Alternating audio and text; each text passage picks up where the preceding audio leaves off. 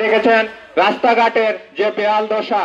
এই রাস্তাঘাট আমরা যখন চলতেই পারি না, আমরা একজন রুগীকে নিয়ে যদি শ্রীমঙ্গলে যাই তাহলে 10 মিনিটের রাস্তা আধা ঘন্টায় যেতে হয়।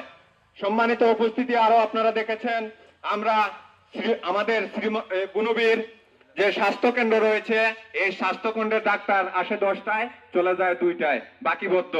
একটা প্যারাসিটামল ট্যাবলেট দেয়, বাকি আর কিচ্ছু নাই। কিন্তু দেখার মতন আর কোনো লোক নাই। আর আমরা যারারে বলবো ভাই আমরার বাড়িতে থাকা যাইব না, এটাও তো সত্য নাকি দা? তাই আমি আলহাজ মুজিবুর রহমান চৌধুরী মুজিব ভাইকে বলবো যে আমাদের যে বুনবিতে স্বাস্থ্য কমপ্লেক্স আছে, এটা আপনি যদি আমরা সবাই আপনাকে ভোট দিব, ইনশাল্লাহ আপনি এমপি হবেন। এমপি হওয়ার পরে এই স্বাস্থ্য কেন্দ্রটা 50 শয্যা বিশিষ্ট হাসপাতালে রূপান্তরিত করবেন।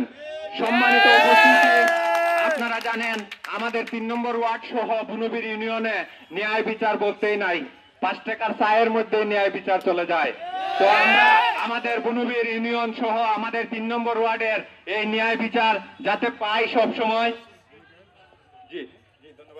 ন্যায় বিচার পাই, আপনি এমপি হওয়ার পরে সেই দিকে সুদৃষ্টি আকর্ষণ করবেন। সম্মানিত উপস্থিতি, আপনারা জানেন আমাদের 3 নম্বর ওয়ার্ডে সম্মানিত উপস্থিতিরা আপনারা জানেন আমাদের 3 নম্বর ওয়ার্ডে মাদক বিস্তার হয়েছে। এই মাদক আমাদের নির্মূল করতেই হবে। আর আমরা আশা করি আমাদের মুজিব ভাই সেই ব্যাপারে পদক্ষেপ নেবেন।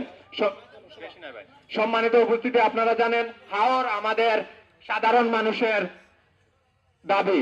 হাওরে আমরা সাধারণ মানুষ যাব, সেই রকম পাহাড়েও আমরা সাধারণ মানুষ যাইব, কিন্তু হাওরে আমরা সাধারণ মানুষ গিয়ে অবস্থান করতে পারি না, পাহাড়েও পারি না। সেই দিকেও আপনি ক্ষমতা যাওয়ার পর সুদৃষ্টি আকর্ষণ করবেন।